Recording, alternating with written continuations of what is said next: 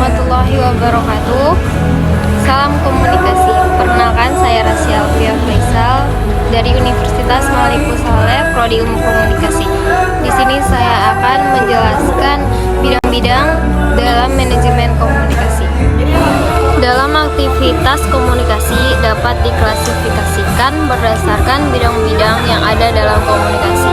Ada 4 bidang yang terdapat dalam komunikasi. Yang pertama ada bidang jurnalistik, bidang public relation, bidang penyiaran, dan bidang penyuluhan. Yang pertama, bidang jurnalistik.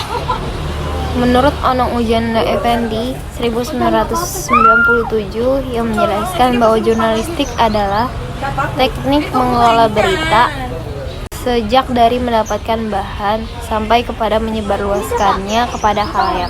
Dan jurnalistik itu merupakan aktivitas komunikasi yang memusatkan perhatian pada cara mencari, mengumpulkan, menyeleksi, dan mengelola informasi yang mengandung nilai berita serta menyajikannya pada khalayak melalui media. Sebuah berita dalam kegiatan jurnalistik ini terdapat beberapa proses untuk pembuatan produksi berita, di mana terdapat 5 proses. Yang pertama ada rapat redaksi. Pada tahap ini menentukan tema berita yang akan dimuat dan pembagian tugas reportase. Yang kedua ada reportase, di mana tahap ini pencarian data berdasarkan tema berita yang akan dimuat, dan orang yang melaksanakan tugas ini disebut dengan wartawan.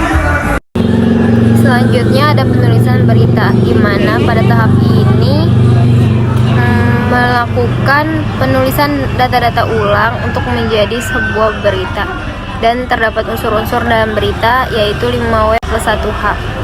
Ada what, who, when, where, why, dan how. Selanjutnya ada editing, di mana pada tahap ini menyempurnakan naskah berita seperti pada ejaan, gaya bahasa, kelengkapan data, dan lain sebagainya.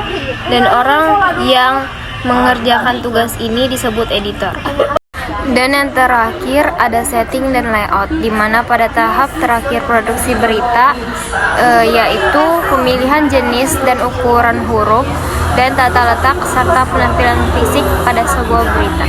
Selanjutnya ada bidang PR atau bidang public relation, di mana menurut Marchand 1991 menjelaskan bahwa PR adalah suatu perencanaan dengan menggunakan komunikasi persuasif untuk mempengaruhi persepsi masyarakat. Sedangkan menurut Bukhari Alma pada tahun 2002 yang menjelaskan bahwa public relation adalah kegiatan di mana komunikasi yang dimaksudkan untuk membangun citra yang baik terhadap perusahaan. Terdapat 4 tahapan yang harus dilalui dalam kegiatan public relation. Yang pertama ada mendefinisikan permasalahan. Pada tahap ini melakukan sebuah analisis situasi untuk mendapatkan gambaran mengenai permasalahan yang sedang terjadi. Yang kedua, perencanaan dan pemrograman. Pada tahap ini membuat beberapa perencanaan dan program berkenaan dengan masalah yang ada.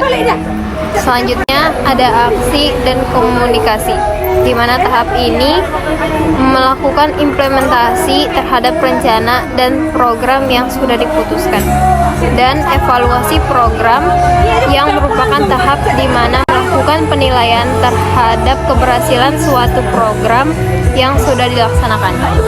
Bidang yang ketiga yaitu bidang penyiaran, di mana bidang penyiaran atau kegiatan penyiaran adalah kegiatan di dalam mengelola informasi yang dikemas dalam bentuk program acara siaran. Dan organisasi penyiaran setiap harinya menyelenggarakan penyiaran dari bahan baku yang dicari, diseleksi, dikumpulkan, diolah, dan disiarkan menjadi informasi yang ditujukan kepada khalayak. Dalam bidang penyiaran terdapat tahap-tahap untuk proses penyiaran.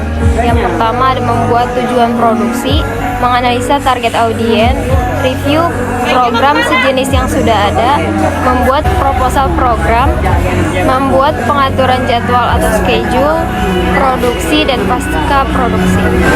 Dan yang terakhir ada bidang penyuluhan, di mana penyuluhan itu merupakan aktivitas komunikasi yang mengelola informasi dengan tujuan merubah sikap individu atau khalayak.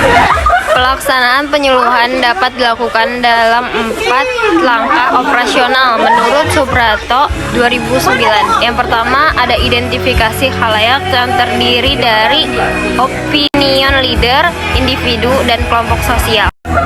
Yang kedua, menentukan tujuan penyuluhan yang terdiri dari tujuan kognitif atau memberikan informasi atau wacana.